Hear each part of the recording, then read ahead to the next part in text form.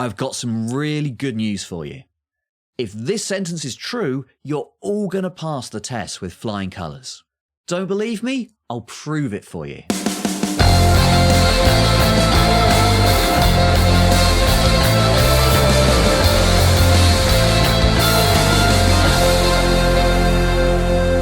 Hello everyone, welcome back to a very cold English attic. In this video, we are going to be looking at the curry paradox. This is a bit of reasoning that purports to allow you to prove whatever you like.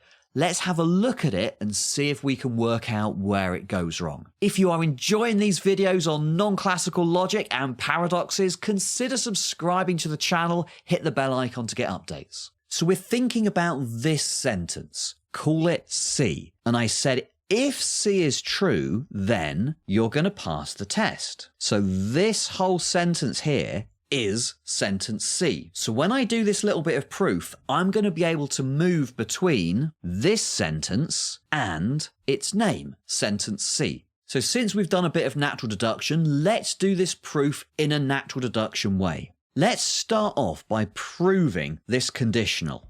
Okay, so to prove a conditional, we have to assume the antecedent and try and reason our way to the consequent. So we're going to assume C. Now that sentence C is this sentence here.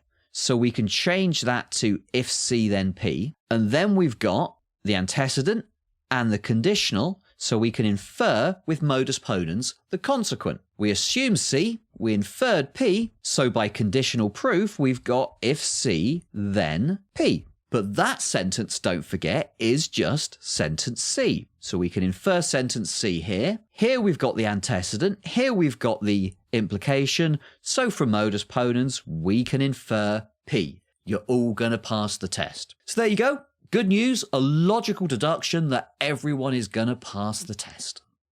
Okay, maybe it won't be quite as simple as that. So what on earth is going on here? Is this some kind of logical trick? Not really. It's a valid kind of deduction. We've done conditional proof here and we've done modus ponens here. Our deduction was good. There is something weird going on with this sentence here. It's a sentence that says of itself, if it's true, then something or other, where that something or other can be anything you like. This is called the curry paradox. That's why we've got C for this sentence here. It's a self-referential sentence just like the liar sentence. The liar sentence says this sentence is false or this sentence is not true. The curry sentence says if this sentence is true, then whatever. Okay? In some ways, the curry paradox is even harder to get out of than the liar sentence, the liar paradox, because as we saw last time, dialethism might help with the liar paradox. Okay? Dialethism says the liar paradox, the liar sentence is both true and false. Maybe that's a solution. That won't help here. All we need to get this one up and running is conditional proof and modus ponens. And surely, whatever this thing means, it's something that supports both modus ponens and conditional proof. Okay, so the arrow, the if then in English, does support conditional proof and modus ponens, and that's all we need to get this conclusion out. Obviously, this is problematic because it allows us to prove anything we want, and you can't prove random things. You can't prove anything you want. So what goes wrong? Well, it's got something to do with self-reference again. Just like in the case of the liar, these problems come up because we have a sentence that refers to itself. But like we said in the case of the liar, we can't just ban self-reference. There's plenty of self-referential sentences that make perfectly good sense. This sentence contains 5 words.